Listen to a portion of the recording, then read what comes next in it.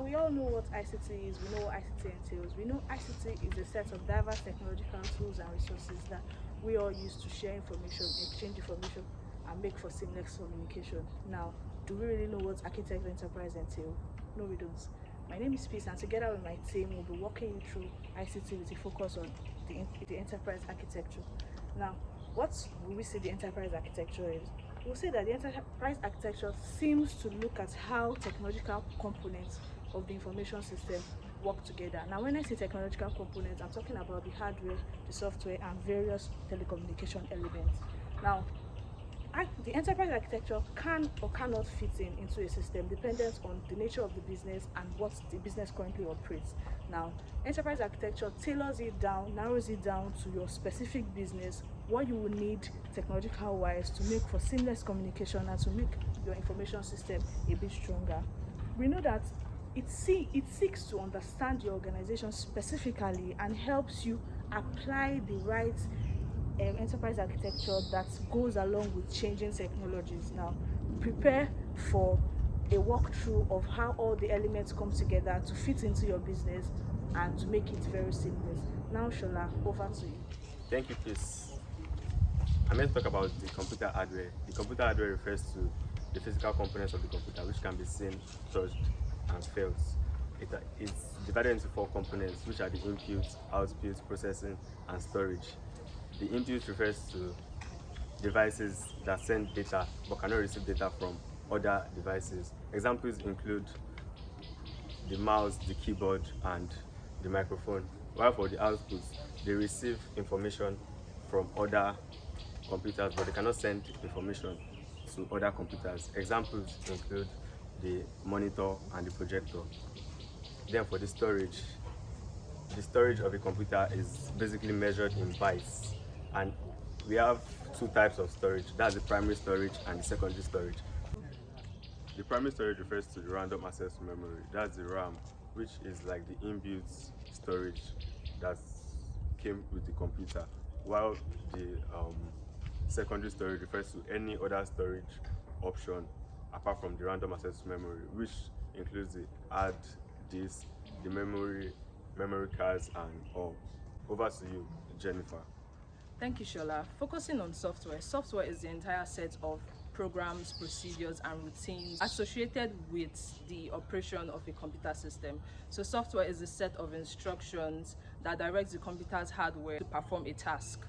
Okay, so without software, most computers will be useless. So we have different types of system softwares. Your system software can be your games, your movie player, operating system, your antivirus. Those are all types of system softwares. So now system software is divided into 2 major categories. So we have the application software and we have the system software. A system software is designed to run a computer's hardware and provides a platform for apps to run on top of. So an application software fulfills specific tasks and performs specific functions. You might want to ask yourself how the software is created. So a computer programmer or several programmers write the instructions into a programming language, defining how the software operates on structured data. This can now be compiled or interpreted into machine code. Thank you. Over to you, Esther. Okay, thank you, Jennifer. So I'll be walking you guys through networks and telecommunications. Network and telecommunications are changing the workplace and various institutions, even though they work in the background. Firstly, I'll be starting with networks. Simply put, a network connects various devices together. There are 3 classifications of network. The first classification is based on how much territory they are able to cover. The common ones we all know are local area network and wide area network. Local area network covers a shorter range, while wide area network covers a larger range. The other ones are personal area network, global area network, and campus area network. The second classification is based on the approach used in transmitting data. So we have circuit switch network and packet switch network. Circuit switch network, the second classification is based on the approach used in transmitting data. So we have circuit switch and packet switch network. With circuit switch network, you have to create a channel by which the sender and the recipient are able to transmit data. Without this channel, they won't be able to transmit data. So the second network is packet switch network. With packet switch, you have to break down this data into segments before transmitting data. The third classification is based on centralization and how these devices share workload. The first one is peer-to-peer network, and the second is client-to-server.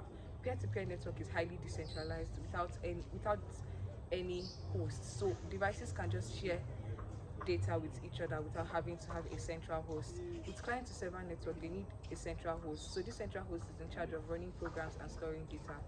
Now on to the next, I'll be talking about transmission media, which is how these networks are able to transmit data from one device to another. So we have wired and wireless media. With wireless media, this examples of wireless. So I'll be talking until the next. I'm talking about transmission media, which is how these networks are able to transmit data from one device to the other.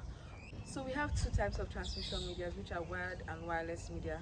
And these medias require a protocol, which is called network protocol, to be able to assist in transmitting data between devices. On to you, Remy. Thank you, Esther. Now we are talking about trends in enterprise architecture. We have five. The first one is mainframe to microcomputers. Second is client-server architecture. Third is virtualization. Fourth is integration of voice and data. Then the fifth is cloud computing. Now the first one, mainframes were the key foundations of architecture.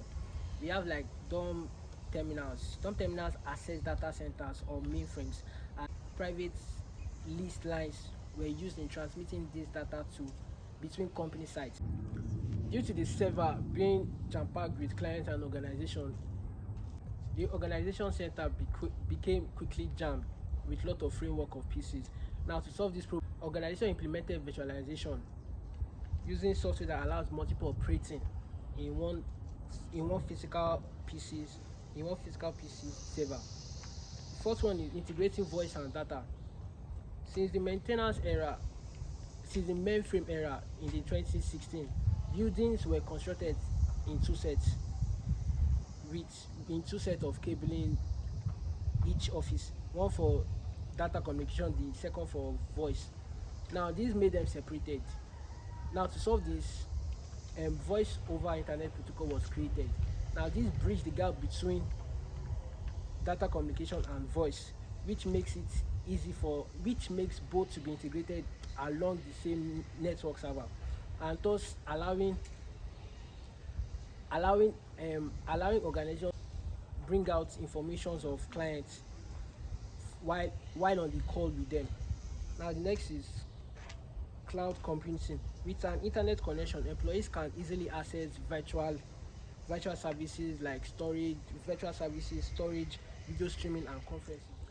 So thank you, Remy, Esther, Jennifer, and Shola. That was a very lovely presentation and a very walkthrough. Now we've seen the various elements of enterprise architecture. We've seen how the hardware operates. We see that the hardware is a physical component. We see the software helps us run the system in the background, whether we see it or not. We've identified the various networks, the various means of communication with networks. Now we can see the whole picture of how enterprise architecture works. We see the trends that we now have, the virtualization, cloud computing, moving storage from physical spots that we can see to literally the air.